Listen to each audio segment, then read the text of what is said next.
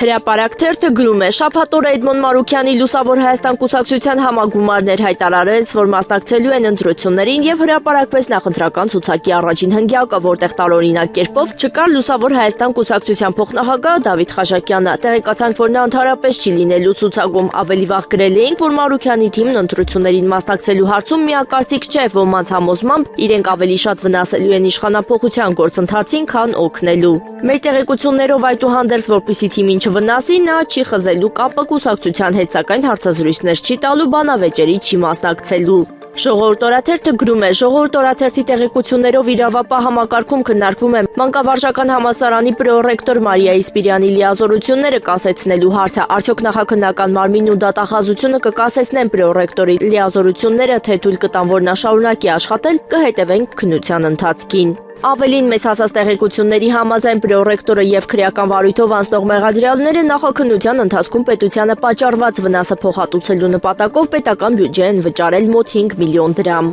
Իրավունք թերթը գրում է, ԿՇ նախկին պետ Օնիկ Գասպարյանը ցայտոտնի մեջ է ընկել բլոգեր Արամ Գաբրիելյանովի պնդումներից առ այն, թե իբր ինքը Օնիկ Գասպարյանը խոստովանել է, որ Նիկոլ Փաշինյանն է իրեն ստիպել 44-օրյա պատերազմի ժամանակ զորքերը ետ քաշել, ճանապարհ բացել թշնամու առաջ խաղաղացման համար եւ հանձնել Շուշին։ Օնիկ Գասպարյանը նախ շնչակտուր հերկման տեքստ է տարածել անվանելով տարածված ցնդաբանություն, ապա մտերիմ շրջապատում վախվորած հայտնել է, թե «Էսնեղ Մաջալին իրան հանելի իշխանությունների դեմ իրան հեչ ձեռք չի տալիս։ Ականջս դինջ ապրում եմ, իմ ինչ պետքն է մտնեմ առաջին գիծ», ըստ լուրերի մոտավորապես այս կերպ արտահայտվել է վերջինս։ Հրապարակ թերթը գրում է, Կիրակի օրվա ավտոերթի եւ համերգի ամենակննարկվող դրվագն Աննա Հակոբյանի հայտնություններն։ Նա փետրվարին հայտարարեց, որ իրենց քաղաքացիական ամուսնությունը դադարել է, հեռանում է կառավարական առանձնատնից եւ իր դառը կյանքի մասին սրտաճմլիկ պատմություն պատմեց։ Իսկ Կիրակի օրը մարդիկ տեսան նրա սիլուետը ամուսնու առավոտվա լայվում կառավարականում, ապա նաեւ մասնակցեց Գյումրիի միջոցառմանը։ Փաշինյանի ձեռքը բռնած քայլում էր քաղաքում, արհամարում լրագրողների հարցերը եւ հակառակ խոստմանը, որ հրաժարվում է ախրանիկներից, շրջում էր ՊՊԾ աշխատակիցների ուղեկցությամբ։ Վերամիավորվել եք հարցը նրանք անպատասխան թողեցին։ Տեղեկացանք, որ անգամ Փաշինյանի թիմակիցները չեն հանդգնել ճշտել դա։ Մեզ ասացին, թե իրենք մեկ շաբաթ առաջ են իմացել, որ Աննան վերադարձել է կառավարական առանձնատուն։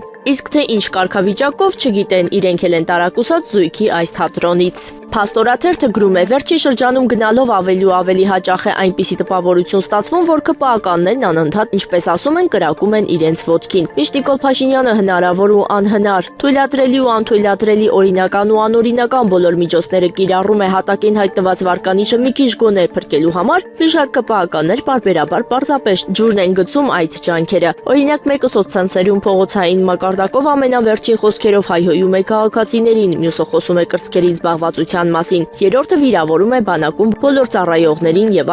այլն, ընդ որում մի տեսակ ԿՊԱ-կան սովորություն են դարձրել անել ինչ-որ խայտառակություն, հետո մի կես բերան ներողություն խնդրել, կարծես դրանով իրենց արածը դարձավ ընդունելի։